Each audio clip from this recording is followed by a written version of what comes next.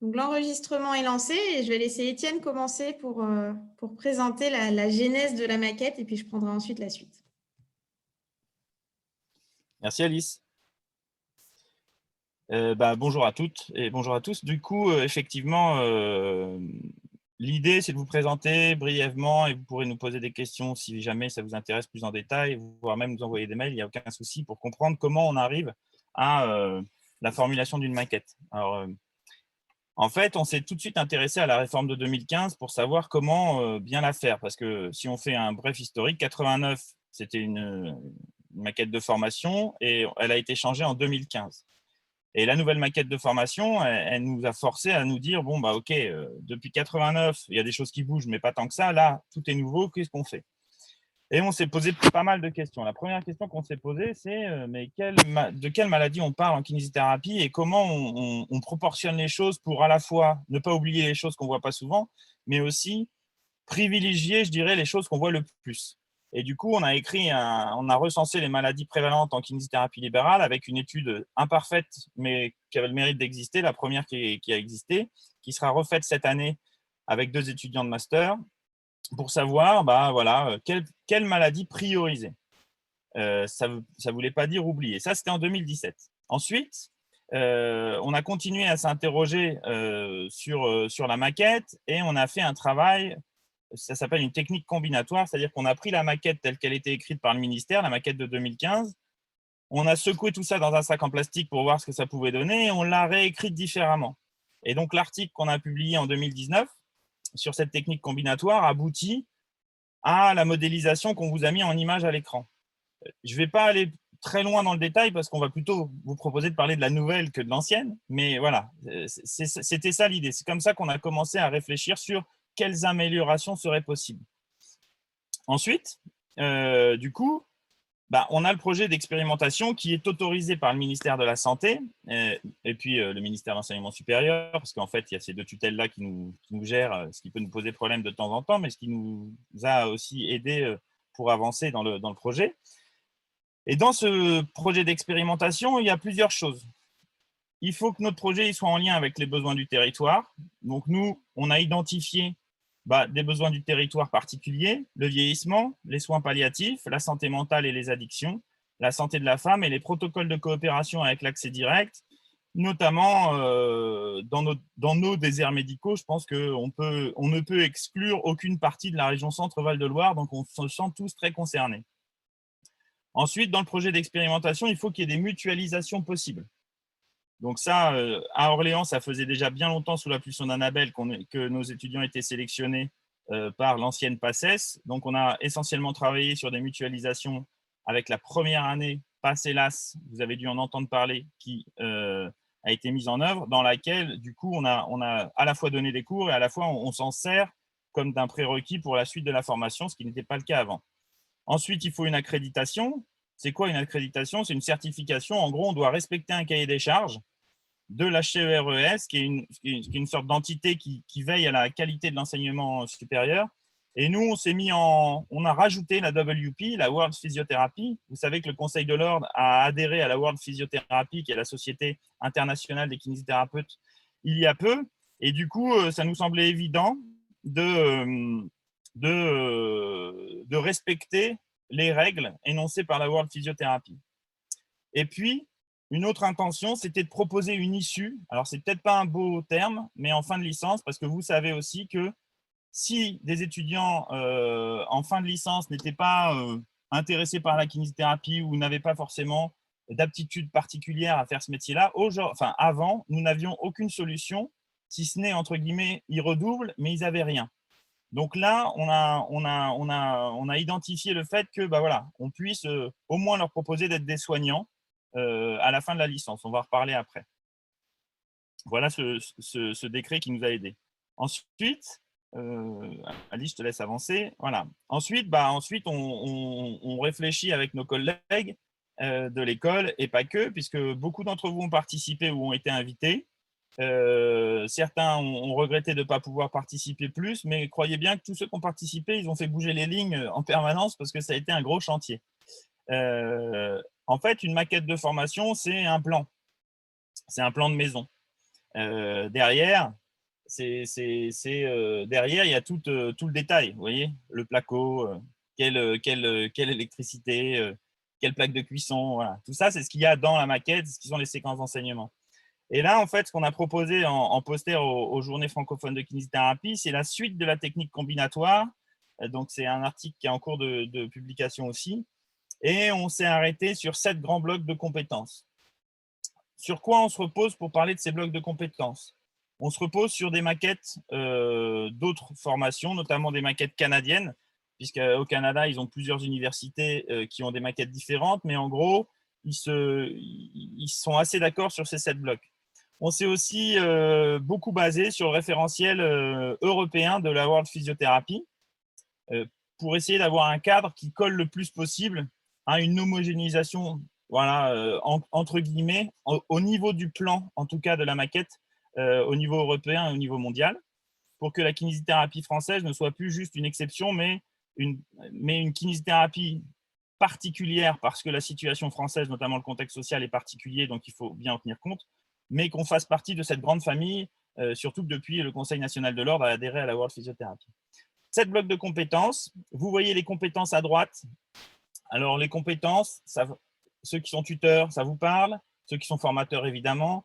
Les étudiants, eux, normalement, ça leur parle. C'est quand même un concept un peu abstrait. C'est un concept un peu abstrait. Nous, on a une définition qu'on utilise, qui est celle de Tardif. On pourrait y revenir un petit peu. Mais c'est quand même un concept un peu particulier à appréhender comme ça quand, pour tous ceux-là qui sont en visio et qui travaillent avec des patients toute la journée, ils ne se demandent pas à quel moment ils mobilisent la 1, la 2, la 3, la 4, la 5, la 6, la 7, la 8, la 9, la 10, la 11. Ils travaillent. Et donc, voilà, nous, on fait ce travail-là de transposition pédagogique, d'essayer de traduire les choses le plus efficacement possible. Donc, c'est 7 blocs de compétences. Pour nous, il y en a un, c'est de la kinésithérapie. En tout cas, c'est axé particulièrement sur la kinésithérapie. Et du bloc 2 au bloc 7, en fait, c'est des compétences qui sont mutualisables. On reprend le terme de l'expérimentation avec le métier de soignant, avec les soignants, quels qu'ils soient. Ce qui change entre les soignants, ce n'est pas les théories de la communication utilisées, si on prend le bloc 2, c'est les situations dans lesquelles on les utilise. Donc, notre objectif, c'est de baser la formation non pas sur des théories concepts, anciennement, vous savez, les CM, mais bien de baser la formation sur les situations vécues, réelles, en utilisant des théories et concepts partagés par la communauté de soignants. Voilà l'état d'esprit de cette maquette et on restera évidemment après pour les questions éventuelles. J'espère être clair. Je te laisse avancer, Alice. Ouais, merci Étienne, je vais reprendre un peu la main et je te redonnerai la parole après. Donc, dans quel état d'esprit, en fait, on s'est positionné par rapport à l'élaboration de la maquette et quels sont les points clés qui en sont ressortis? Annabelle l'a très bien introduit et je pense que voilà, il y a des mots-clés que vous allez entendre à plusieurs reprises au cours de cette heure. Donc, on a vraiment inscrit la maquette dans une formation à et par la recherche. Yadira qui est présente est notre grande Manitou de la recherche à l'EUK-CVL et elle fait un travail incroyable à ce sujet et je pense qu'on est vraiment sur la bonne voie par rapport à la formation de nos étudiants et par rapport à la place que la recherche peut avoir dans notre future maquette, avec une place qui ne soit plus seulement sur le bloc 6 qui est le bloc recherche, mais une infusion de la recherche dans les différents blocs qu'on vous a présentés.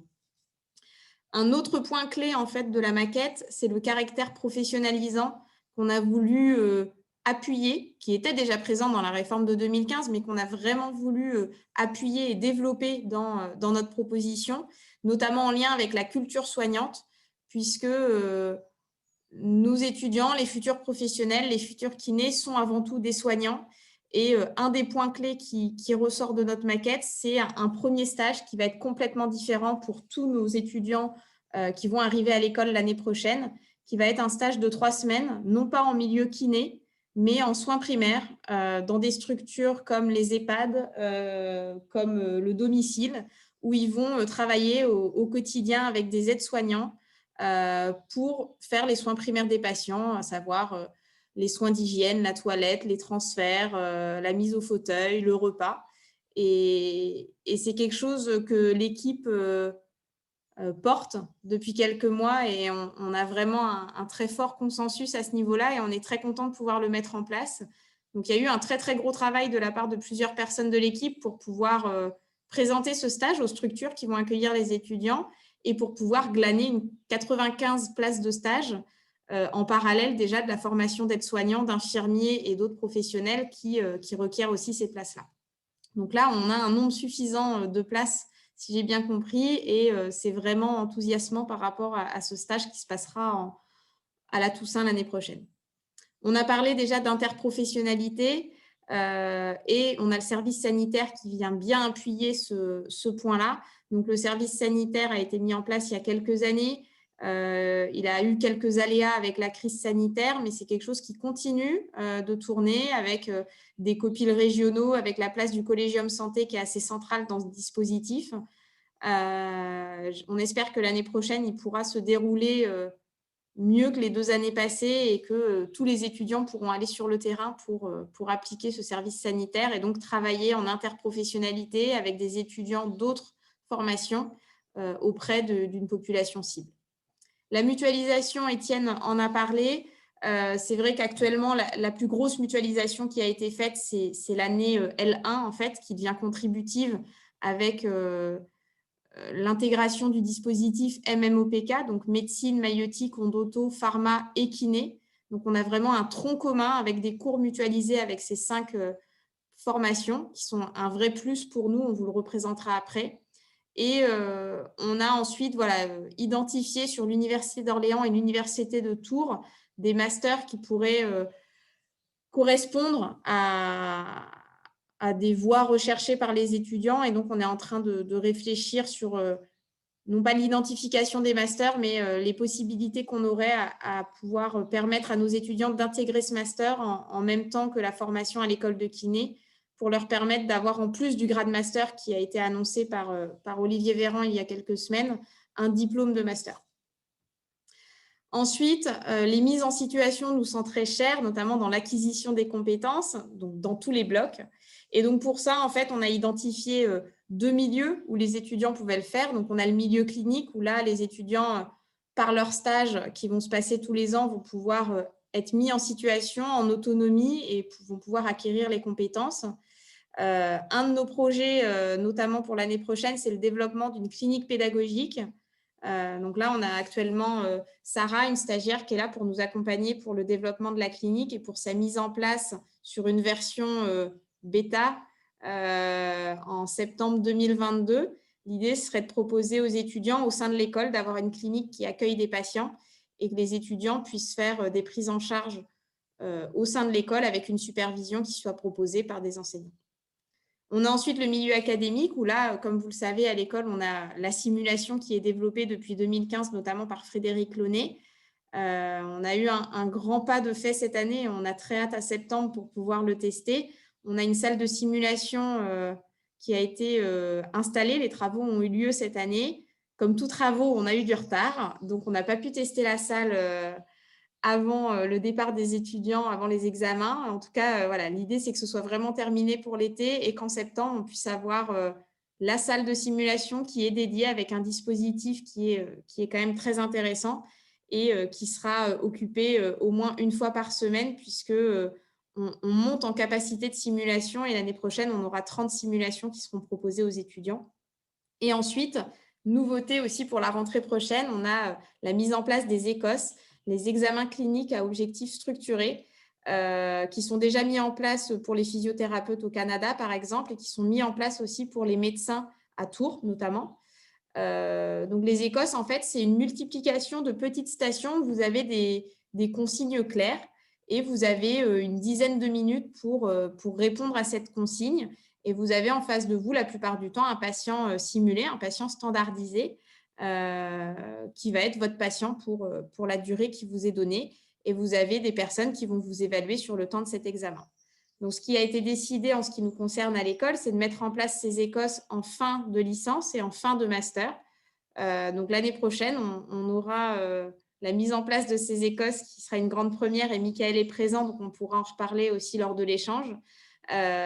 Sur une proposition d'ECOS pour 2 promotions. Notre idée étant, notamment pour le master, d'avoir une certification à la fin de leur formation pour l'obtention du diplôme d'État.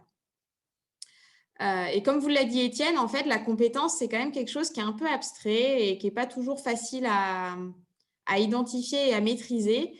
Et donc, Mickaël, qui est présent et que je renomme pour une deuxième fois, a beaucoup travaillé cette année sur les activités professionnelles confiables, les APC ou les EPA.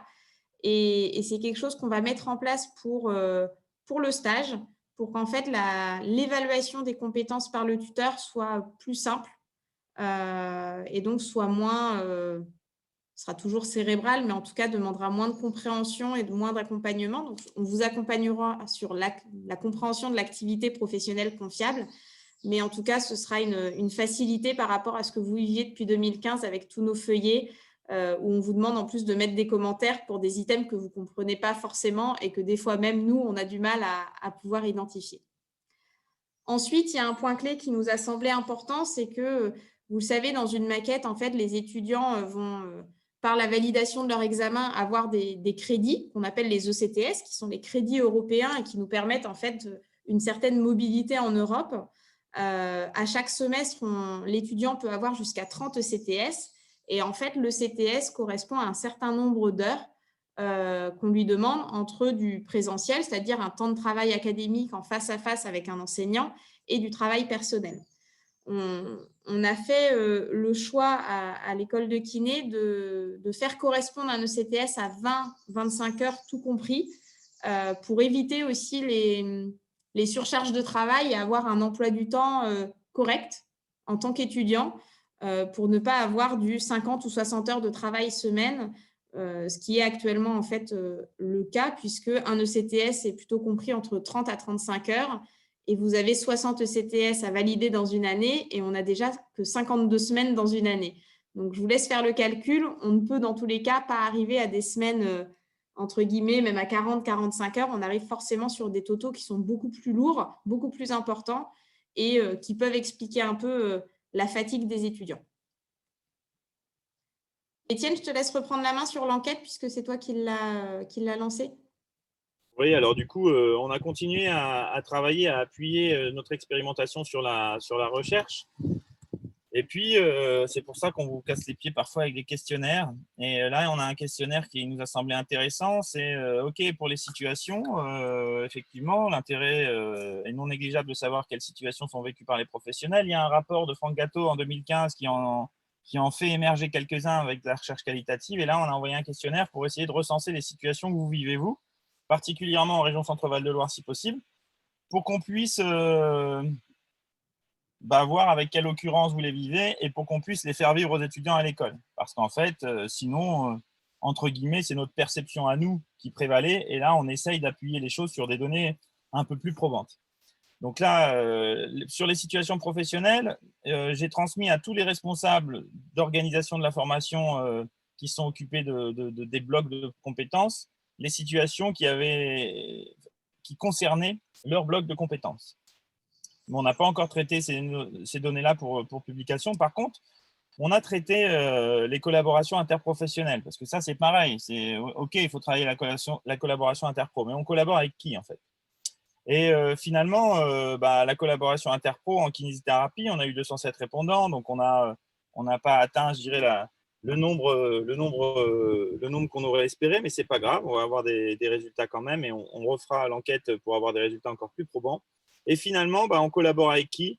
On collabore avec les médecins, avec les infirmiers et avec les kinés. Bon, vous allez me dire, ouais, on s'en doutait. Oui, on s'en doutait, mais là, maintenant, on le sait. Et du coup, on va pouvoir travailler là-dessus. Ça, c'est le premier groupe de personnes avec qui on travaille le plus. Derrière, il y a d'autres groupes, il y a deux autres groupes. Il y a un groupe qui est tout à la fin avec qui on ne travaille pas du tout. Et il y a un autre groupe avec qui on travaille un peu. Et du coup, on va essayer à la lumière de ces résultats, non pas de coller complètement aux résultats, mais plutôt de se dire, OK, donc ça, médecin, infirmier, kiné, il faut forcément qu'on travaille à la collaboration. Et puis après, on peut se dire, il y a des gens avec qui on ne collabore pas. Par exemple, les psychologues, on ne collabore pas avec eux en kinésithérapie. Pourquoi on ne collabore pas avec eux? Est-ce que justement, ce n'est pas à l'école d'initier quelque chose avec les psychologues qui sont maintenant professionnels de santé depuis, je crois, 2017, un truc comme ça? Voilà, on va se poser ces questions-là. C'est-à-dire qu'à la fois, ces résultats, ils nous permettent de dire, on sait ce qu'on fait, mais ils nous permettent de dire, et quelle vision on a pour les jeunes qui sortent par rapport à l'évolution de la société et par rapport à nos besoins identifiés dans le territoire. Voilà cet article qui est en cours de rédaction. On n'a pas eu le temps avec toute cette histoire de maquette de le finir, mais on est sur le sujet. Ok. Alors, ensuite, donc on vous en a déjà parlé. Suite à ça, on a aussi intégré le dispositif PASSLAS avec le MMOPK. On a participé pendant plus d'1 an et demi à toutes les réunions de préparation. Ça a abouti à une co-construction avec les autres formations, donc MMOPK, d'un module 5.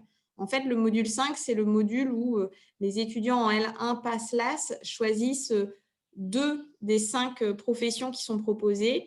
Et donc, il y a un module qui est proposé pour chaque spécificité. Donc, pour la spécificité kiné, on a proposé un module avec différents enseignements. Et donc, dans notre maquette, finalement, on a intégré les enseignements communs des PASSLAS pour que ces enseignements soient contributifs à la formation et qu'on ait réellement maintenant une L1 contributive aux 5 ans de formation des étudiants et qui aboutira maintenant à un grade master pour tous les étudiants et tous les étudiants français notamment. Donc, en fait, ça se passe comment? Vous voyez, là, on vous a listé rapidement tout le contenu que les étudiants auront au semestre 1 et au semestre 2. Donc, en fait, ils vont avoir des notions de pharmacologie, de physiologie, de biochimie, biophysique, de biologie cellulaire, d'histologie, de génétique. Ils vont avoir de la santé publique, la philosophie des sciences, de la recherche avec les données d'évidence. Et au semestre 2, on arrive donc sur le module 5 où en fait, il y a un tronc commun pour la plupart des 5 professions. Donc, on a de l'embryologie, on a beaucoup d'anatomie générale, des sciences humaines et sociales et de l'imagerie médicale. Et ensuite, on a 25 heures qui sont spécifiques à la kiné. Et donc, on a de l'anatomie et après, on a différentes heures sur les modèles en fait, qu'on utilise à l'EUK avec le BP, avec la classification internationale du fonctionnement, la CIF, avec un enseignement sur l'histoire de la rééducation. On a bien sûr l'approche par compétences. L'article de 2017 dont vous a parlé Étienne sur l'épidémiologie des pathologies de l'appareil locomoteur, c'est quelque chose qui leur est présenté. On leur présente aussi les différents modes d'exercice et ils ont 4 heures sur le mouvement allant de la perception des émotions jusqu'à l'action. Donc, en fait, on arrive à un total de 120 heures qui sont intégrées dans notre maquette et donc, on a pu épurer en fait, leur arrivée à l'école en enlevant les connaissances qu'ils avaient tous déjà, ce qu'on n'avait pas auparavant puisqu'ils arrivaient par 3 branches différentes et qu'il n'y avait pas forcément de commun. Aujourd'hui, on a un commun qui nous semble important et qu'on a saisi et qui nous ont permis sur notre maquette justement d'aller plus loin sur certains points et de mettre en place de nouvelles modalités pédagogiques pour mobiliser tout ça. Donc, si on prend la licence, donc on retrouve les 7 blocs de compétences que Étienne vous a présentés tout à l'heure, l'expertise, la communication, l'interprofessionnalité, la gestion, la supervision clinique, le management et la déontologie. On a la santé publique, on a la recherche et on a le professionnalisme. Donc, en fait, pour les blocs de compétences 2 à 7, vous avez une seule UE qui est en regard. Et le bloc 1 présente 2 UE en licence, puisqu'en fait, c'est un très gros pavé. C'est un très, très gros bloc. Donc, on a dissocié ce bloc en 2 UE, les sciences du mouvement et l'expertise en kiné. Et vous avez, donc, comme d'habitude, des ECTS en regard et avec un total de 30 ECTS par semestre. Sur les points clés un peu du règlement des études, en licence, donc les compensations sont possibles entre les semestres, ce qui sera une nouveauté en fait chez nous puisqu'on ne le faisait pas avec la réforme de 2015. Et ensuite, il y a une compensation possible entre les différents blocs. Par contre, on a décidé qu'il n'y aurait pas de compensation entre les blocs 1 et le bloc 7 parce qu'en fait, c'est des 2 gros blocs de l'expertise kiné et de la pratique professionnelle et il nous semble inconcevable qu'on puisse les compenser avec les autres blocs. Donc, pour ces 2 blocs, il faudra avoir la note minimale de 10 sur 20 pour valider l'UE et donc pour valider ces ECTS. Il y aura des compensations possibles entre les semestres, entre les différents blocs. Et au S6, donc à la fin de la licence, il n'y aura pas de compensation possible non plus avec le bloc 6, qui est le bloc recherche, puisque depuis cette année, les étudiants réalisent un mémoire de licence, qui est la finalité du travail de licence en recherche. Et donc, sur ce semestre 6 où les étudiants produiront leur mémoire de licence, eh ben, ils devront aussi avoir au moins 10/20 au mémoire de licence pour pouvoir valider cette UE. Il n'y a pas de session de rattrapage OS6 pour le bloc recherche. Alors ça, ce sera rediscuté parce qu'on en a rediscuté dans l'équipe et ça nous semble peut-être un peu dur, mais en effet, c'est quelque chose qui a été écrit en novembre et plus on avance dans la maquette, plus il y a des choses qui sont aussi revues. C'est l'objectif d'une expérimentation. Et ensuite, pour passer en L3, donc il faudra au moins valider un des 2 semestres de L2, c'est-à-dire que l'étudiant devra avoir au moins 30 CTS OS3 ou OS4. Et pour passer en L3, il faudra qu'il ait au moins 54 ECTS. Donc, l'étudiant pourra avoir une dette de 6 ECTS. Étienne, je te laisse prendre la main sur le master. Vous voyez, en fait, là, je ne vais pas redécrire ce qu'Alice a déjà dit sur les blocs et ainsi de suite, mais vous voyez, par exemple, que la déontologie, qui arrivait avant au dernier semestre, aujourd'hui, elle va arriver dès le premier semestre à l'école, en tout cas, pas immédiatement en L1, mais elle va arriver en L2. Et ils vont évoluer au cours de la formation de situations qui peuvent nous paraître simples à nous, mais qui, en fait, quand on n'y connaît rien et qu'on arrive en formation, est déjà très complexe, à des situations que même nous, on trouve complexes, qu'on va leur faire vivre en fin de formation. De la même manière, finalement, on avait avant la gestion qui arrivait à la fin, ils avaient les cours de comptabilité à la fin.